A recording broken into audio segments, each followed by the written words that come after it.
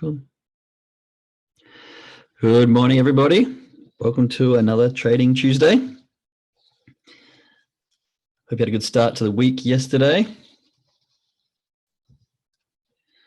I had a very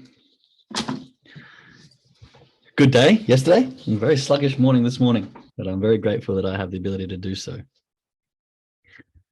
So this morning I was looking at a few of Jordan Peterson's little shorts on YouTube, and I'm got to say I'm so grateful for my pursuit in something more, shall we say. I'm extremely grateful for wanting to educate myself in financial areas that are going to better myself and my son and whatever other children I may have and their futures. And I'm extremely grateful for finding a community of people who are also on the same kind of journey. I was just talking to a few friends over the weekend, and it really seems like since I've left, nothing much has changed, which isn't a bad thing at all. People love their routine, and some of my friends are quite successful doing what they're doing, but I'm very happy, shall we say, that I went off the beat path and that I'm educating myself in a way that just wasn't really taught in schools, wasn't really taught by most of my friends and family, and really does show potential for giving such a big leg up in this world and a big push forward above other people. I mean, Jordan Peterson was talking about the world and how everything's becoming more expensive and how commodities and others are becoming more scarce, and shelter and the necessities that we have as humans are also becoming more and more scarce, and it's harder for us to obtain and maintain these luxury lives that most of us on this call particularly are living. And it's really important not to take that for granted and really appreciate the things that we do have, because not everyone's like us. And moving to Germany, there's a lot of refugees here who are really struggling to make it, to keep afloat. And it's quite eye-opening. The one thing I love about traveling is cultural differences, cultural shocks. If you've ever been to some of the poorer countries in Asia or Africa or even Central America or South America. I haven't been to South America yet, but it's on the bucket list. But I have heard they're similar to some of the poorer countries in Central America, and even some of the suburbs and places in America, in the United States. You start to realize that a lot of people are really just making it day by day. And it shouldn't be the way it is, but it is. And some people like myself are very, very fortunate in the places we were born and the lessons we were taught and the ability to seek out further education and seek out something greater. So this morning I'm very, very grateful for the cards I've been dealt and the path that I've chosen and what is to come. I'm only just turned 30 and a few months ago now.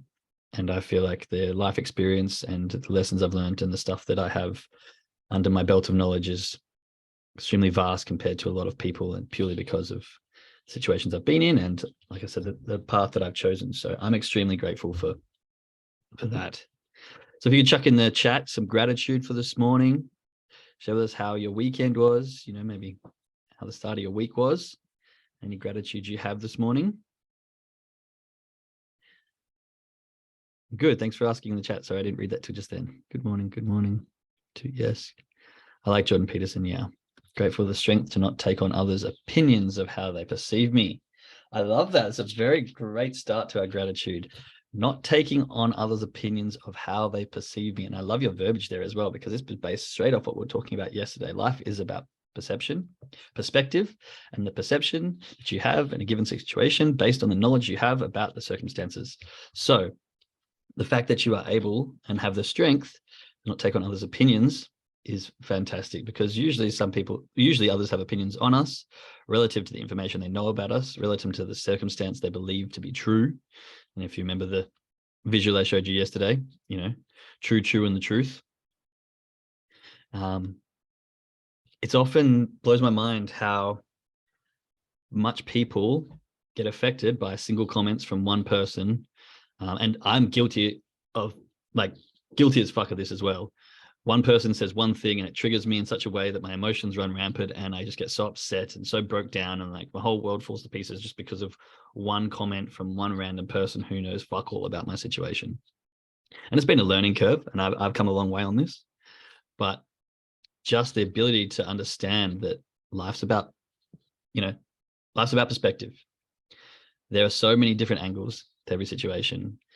And most of the time when someone is giving their opinion about you, it's usually them actually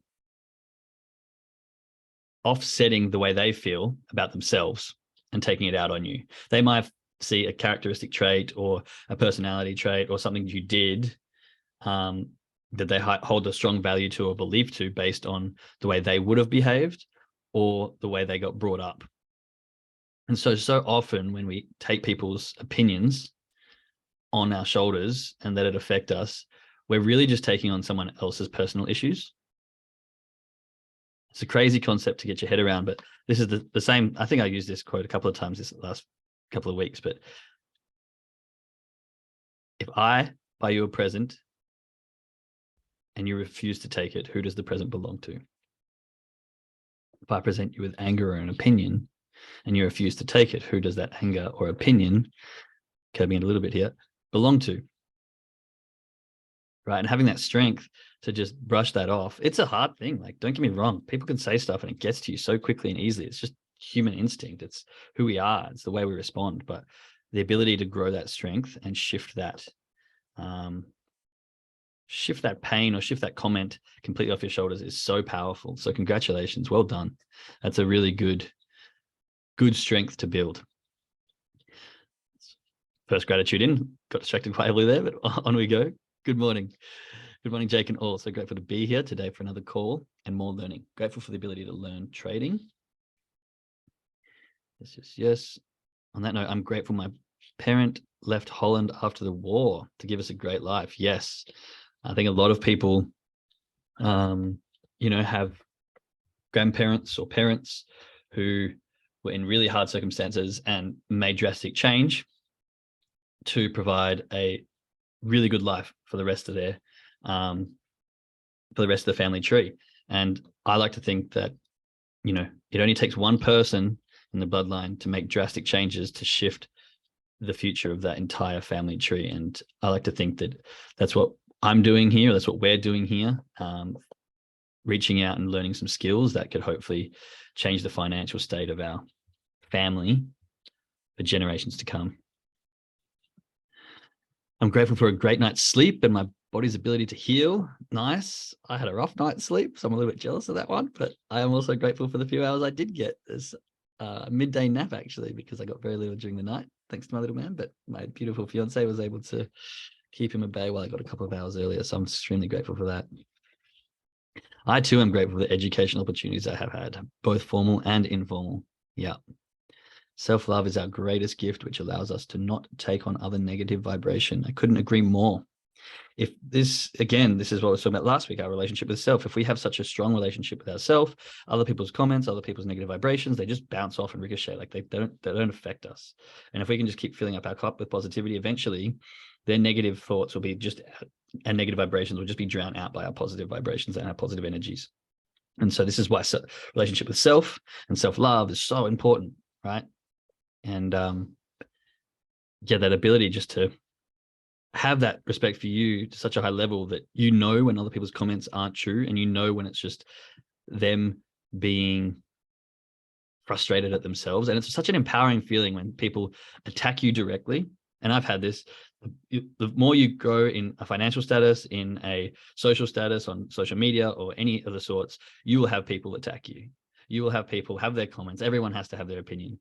And it's a very empowering place where you can take that and go, man, I feel so sorry for you. Like, you really have some issues going on that you have nothing better to do than take them out on me personally. And for that, I will just be, your soundboard, go for it. Just have a way, because you clearly need an outlet. And I'm more than happy with who I am to allow you to just say whatever you want. And when you can get to that stage, it's a really good feeling. Sometimes happening with a bit of a chuckle under my breath. I'm grateful for the choices I'm making to look after myself every day by eating healthy food, having positive mind, and taking the steps to learn and grow in my trading journey. Yeah, very good. I'm grateful to be able to work from home and spend my days being productive in many ways and stay in my happy place. Yes, yes, yes.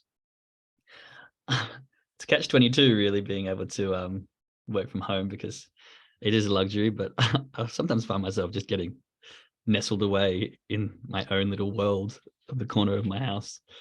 I'm in Germany, obviously, so I don't speak the language, but I'm not really getting out much to try and learn, to try and push myself. And the ability to work from home means I don't really have to leave for much. I've got my baby boy, I've got my job, I've got my friends online. The weather's pretty cold and shitty, so it's not that great to go out and play like social sports. So it can be a bit of a catch-22, but I do love it. I'll just quote from Jay Shetty. I had to read a few times to really grasp it. Cooley quotes, as heard in Jay Shetty video and more. I am not what I think I am. I am not what you think I am. I am what you think I am. Let me rephrase that. I am not what I think I am. I am not what you think I am. I am what I think you think I am. And it's quite interesting. It's a bit of a tongue twister. But really, it's not about someone's perception of you, but how you think others perceive you, shall we say. And so this is similar to the quote that I like, where it's not about what I say, but it's about what you hear. Because you can say whatever you want verbally, but tonality, attitude, the emotion behind it changes the complete phrase that you're trying to, or message that you're trying to portray. And I often have this, especially if, you're talking to a close friend or a partner or a sibling, and you say something kind of with a snide remark, like in a snide comment, and what you're saying is genuine, but really, like, they know you so well that you're really just being shitty. And it's the same sort of thing, where it's not about what I say exactly, but how I say it and how you hear it or how you take it on. And so I really like that. I am not what I think I am. I'm not what you think I am. I am what I think you think I am. Yeah, I like that. I'm going to write that down. Here's one of his videos. Yeah, Jay Shetty's got a lot of good stuff. I'll save that for later and have a look at that. All right. So thank you very much for sharing the gratitude. I actually really liked this morning. Opened my mind up, and it's kind of on base on a lot of the things that I was discussing with my partner over the weekend and a couple of videos I was watching. So it was quite easy for me to really take a lot away from the gratitude that we shared this morning. So thank you, everyone who got involved. I really appreciate it. It makes these calls so much better. There's a couple of times where people have shared stuff in the chat, and I've actually spent the whole session just discussing concepts that we've brought up in the chat, which I really, really love doing, more of an open conversation rather than me kind of lecturing people or sharing. So please get involved. Please share whatever you can, because there's going to be many more episodes of this where I can share many more lessons that I've learned. But today, moving on, we are talking about perception and perspective. I just went completely blank there. We're talking about perception and perspective and points of view. And I think this is really important when discussing the charts. Okay, so this is Trading Tuesday, and I like to get more of the mindset onto trading. And this is a really important thing that I kind of learnt too slowly, shall we say. And it's that idea of really getting the whole picture. You may have heard, when in doubt, zoom out. You may have heard people say, look for reasons not to take the trade rather than reasons to take a trade.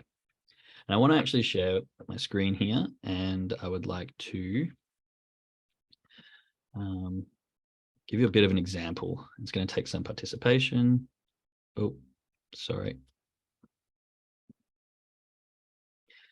Right. Let's have a look. Where is this one and this one? Okay, so can someone just let me know if they can see my screen?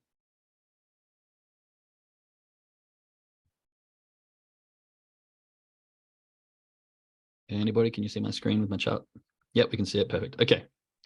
So this is going to involve a little bit of participation, but I'm going to base this off our trading. So those who are trading with us, with Teresa, hopefully we'll be able to get involved. But on the chart, on the screen, I have, it's referred to as a naked chart.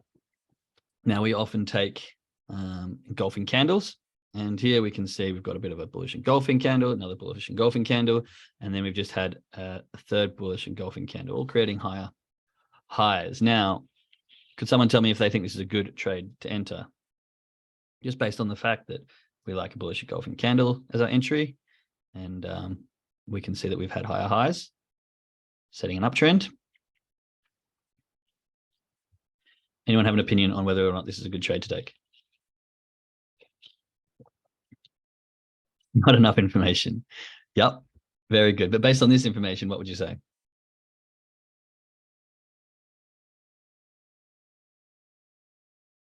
Possibly. No, not the right time of day. Well, actually, this is London Open, so depending on where you're from, it's a really good time of day. But I've got a different time on my thing. So I've got Eastern Standard Time, but this is actually the London Open time. So that's a good observation though, Michelle. No, it's not broken previous high. Yeah, so it hasn't broken previous high. Then what if we move? Okay, so what about this one? So now we have broke the previous high. We've got another bullish engulfing candle. Can anyone have an opinion on this? Doesn't matter if you're right or wrong. It's really just to get an understanding. Like, I'm not trying to catch you or trick you here. It's purely just to get an understanding of the concept that I'm trying to share. Too late to enter for me. Take it. Okay. Yeah, so straight off the bat, this to me is a beautiful trade. We've had previous higher highs.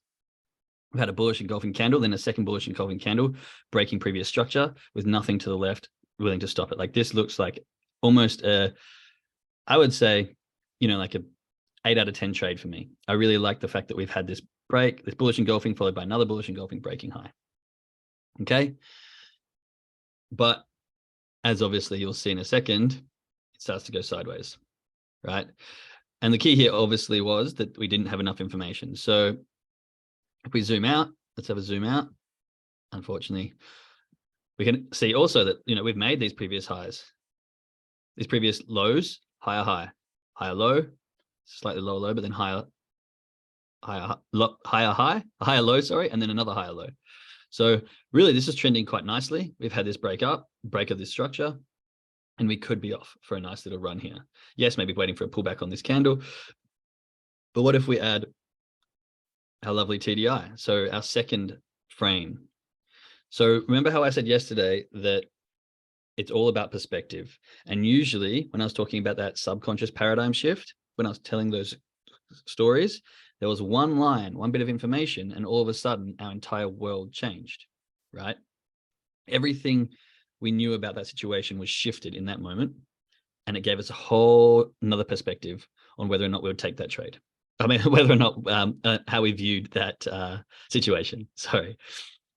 So this is kind of what I'm trying to get you to understand here, is that many a time we'll have a situation where it is actually straight off the bat really nice. If you're looking just for entries, if you are just looking, like I said, for reasons to enter, then getting a bullish engulfing followed by another bullish engulfing with previous highs being higher. Where'd it go? No, it's there. Is actually a really good way. Is actually a really good entry. Sorry. So we've had a nice uptrending market. Now we've broken the TDI here, which we can see now by adding this. So this last candle, the first one that I suggested, yes, it didn't break structure, but we had the TDI shift.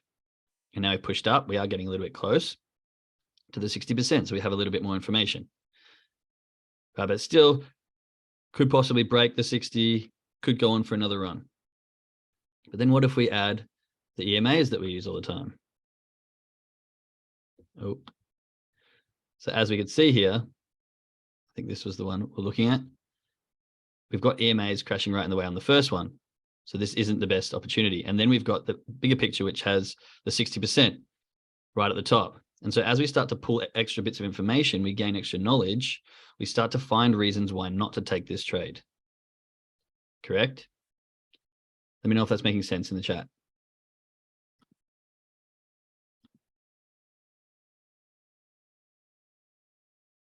Yep. Yepers. Okay, good. Sure is. Great. So the idea here is that we got to look at the bigger picture. Okay. So originally off a naked chart, this might be looking like a good entry, or even here we've got bullish engulfing entries. But as we start to add the information, we've got EMAs cutting through, another EMA cutting through, which could act as a rejection. And the 60% here, we realize that it's actually in a downtrend. Well, actually, this is, beg my pardon, this is actually shifting into an uptrend here. So excuse that last comment. My point is there's a lot more to the picture once we zoom out that tells us, okay, on this current chart, we maybe don't want to take that. But not only that, let's zoom out even more. Let's actually look for higher time frames for confluence. So if we go back to the 3 a.m., where's price? Let me move my face so I can find out where price is. Okay. 3 o'clock.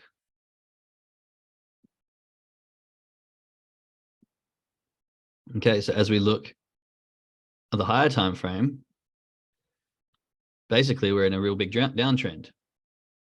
We've bounced off here, we pulled back to the EMA, and we may have just overshot a little bit, completely sending us into a lull, into a false buy, and then it's come back down with a trend and completely turned around on us. And it's continued down with the trend pretty much for the entirety of the following or day or whenever this was. So as you can see, as we zoom out, let's look at the 15-minute. What was the 15-minute telling us at 3 o'clock? I don't think that's the same one.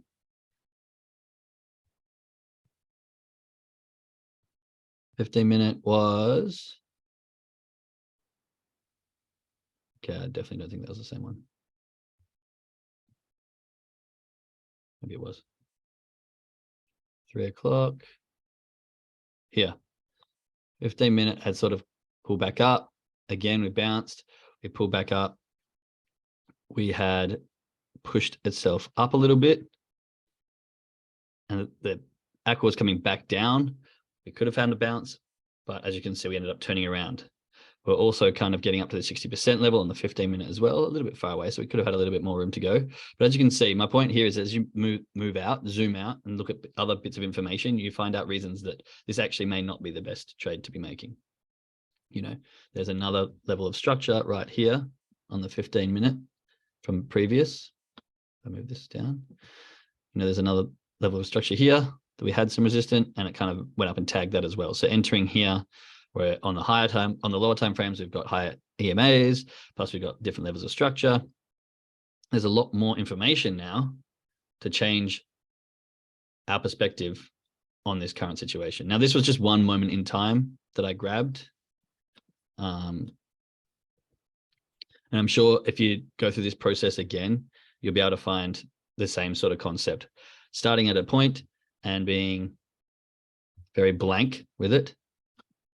So looking for reasons to buy, to sell on a naked chart. And then this is why we have a TDI to give us more information.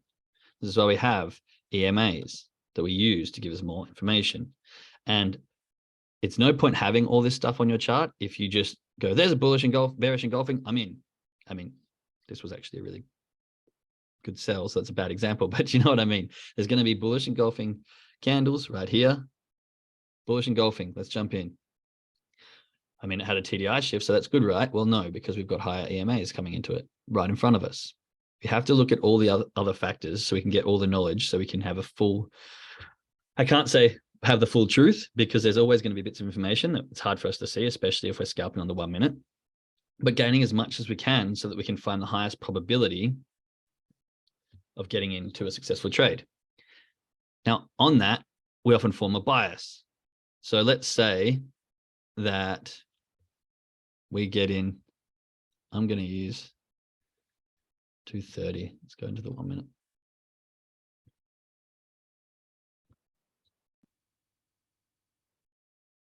So if I go down to the 1 minute time frame and we look at 2:30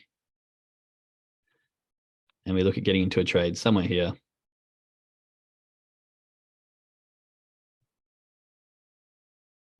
it didn't turn around till after that.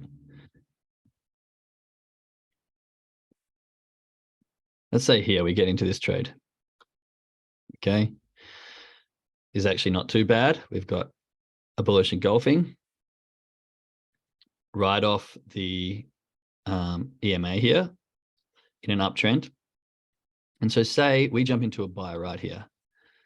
What often happens as well, and this is where lots of people get trapped. I'm sure you may. Chuck some ones in the chat if you've been guilty of having a trade turn around on you and giving you a bunch of exits and you hold on to it and then it hits your stop loss. Yep, one. Yeah, okay. I think everyone has. I know I definitely have multiple times. And just reading on the chat here, I have a lot of work to do as I often see those reasons and yet still choose to get in the trade. Yeah, well, I've done the same. And that's the thing. Like once you start seeing that, you're like, this is a good entry. Let's ignore all the other reasons why I shouldn't. Then you're just going to get eaten alive and it's going to hurt your finances, talking from experience. I like the concept of starting with the naked chart and adding to it. It helps delineate what each signal tells us. We add them in. Yeah, it does. And there's a reason we use them all. And there's a reason we have these things on our chart. And it's pointless if we just trade bearish and bullish, like price action candles without actually taking. There's no point in having all these indicators or all these EMAs on there if we're not actually going to trade using them. We may as well just trade the naked chart.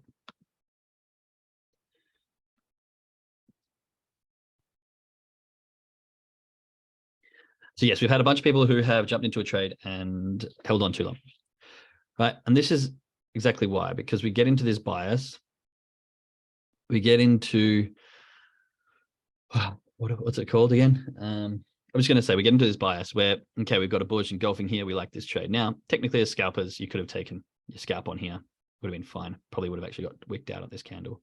But if we're ignoring this wick that would have taken out our stop loss, we have a bullish engulfing candle. Then we have it move up. We have a bearish engulfing candle, which actually pushes off the aqua. And then we got a really huge push down, which would have taken us out. But regardless, we then get this bullish engulfing.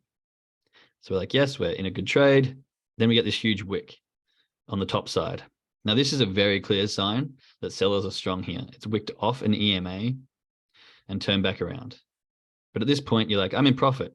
Let's just ignore that wick. Let's hold on. Then you get a bearish engulfing. And quite frankly, this is actually a really good sign that we're heading down. We've broken the aqua. We've come back up, retested. We've got a bearish engulfing off the aqua. We could easily be pushing back down to at least these EMAs and possibly further. But at this point in time, you don't know that. You think it could just come down to one of these EMAs. So you take the bearish engulfing, and then there's a really big wick down, but you want to hold on because you're in a buy, right? Let alone the fact that you're ignoring these higher highs here, higher high, lower high, lower low, lower high. And so it's really starting to show us a downtrend, but you stick in because you're biased to a buy. And then you get another big bearish engulfing closing below this next EMA and kind of closing below these lows, but you're like, oh, no, I'm in a buy. This is just pulling back and creating the second leg of a W. You start to justify every bullish move, every bearish move as a possible reason for a bullish move to be happening. And then what happens, it pushes up a little bit. So you're like, yeah, I'm still in. And then it closes bearish and then closes below next EMA and then just completely collapses on you. And if you don't have a stop loss in, it's pulled all the way down here. And then you see another bullish engulfing. You're like, oh, here we go. It's just going to bounce here off this low. Move sideways for a bit. You think another bullish engulfing. It's going to turn around and go with my trend. And then pushes down a little bit further. Oh, big push up. We're definitely going to head back here. This was the low. We get a TDI shift. Great. And then what happens? It just collapses. And if you don't have stop loss, you don't have proper risk management, you're sitting all the way down here in a huge loss. Hope and prayers, not fun in trading. Exactly. This is hope trading. This is setting the bias. This is getting into a bias when you're in a trade. And it's really, really detrimental. We have to be able to shift this bias and shut it off.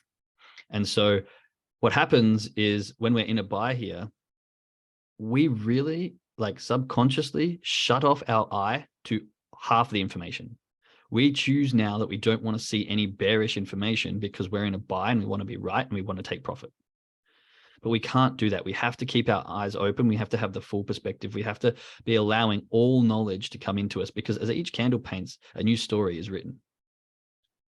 And as each candle has a big wick, a new bit of information is given to us. And we have to keep taking these in during our trade and not just go, oh, we're in a trade, cool, it's going to go up to here like forever, and then I'll get out at 100 and something points. But we have to be self-analyzing and make sure that, does it meet any of our exits? Has it done anything that we know is a reason to get out, like KC exits, LC exits, any of the above? Now, this one couldn't do an LC exit, but we did sort of get it. Didn't even really shift on the EMAs. So, if anything, this would kind of be showing KC, but we have to keep all of our mind and information open to new information, because it's always changing. It's all about the perspective of what you see as the full bigger picture. So when in doubt, zoom out, get all the information, because so many times I've seen, and I've been guilty of this too, looking at a chart like this. Great. Here we are. I've got this singular pattern right here. A W, I mean, it's invalid, but we're using this as an example. Bullish engulfing, perfect, I'm jumping in. And this is what we see. And then as this paints, you think you're right. Oh, it's going to go back up. And then you get this, you ignore. And then you get this that you ignore, thinking it's going to be a W. And then it just goes off. But zooming out, grabbing more information and, allowing yourself to see the full story is going to change so much about how you enter trades and how you manage trades. And these are the two of the three major factors of trading. So there's a bit more I wanted to talk on with this, but we're running out of time today. So I will try and touch on base with this on a more of a macro scale and the emotions we have for individual sessions rather than individual trades. But hopefully you got an idea of how important it is to find perspective on the charts as well. Not just look for entries, but look for so many reasons not to enter a trade, and really try and get the whole picture. Use the things we use on the charts, use the EMAs, use the higher timeframes for confluence, use the TDI, like get into a habit of looking down. The TDI does not lie. So when you think you're about to enter a chart, look down, check the TDI. Where are you? Look to the next time frame. If you've got two screens open, if you're watching someone else with different time frames, check those time frames. Look for confluence, because they're going to tell you more information of the same story, and that will hopefully give you a better educated reason to enter or not enter. All right, I definitely went over a bit of time, so I'm going to let us all jump over to our trading call, and hopefully you got some stuff that is useful to you and you can put it into action right now. So to our traders, love you all. I'll see you on the next call. And to those listening on the podcast and who are not traders, also love you all, and I will speak to you tomorrow. But for now, we'll call it wraps. Okay, bye. I can figure out. There we are.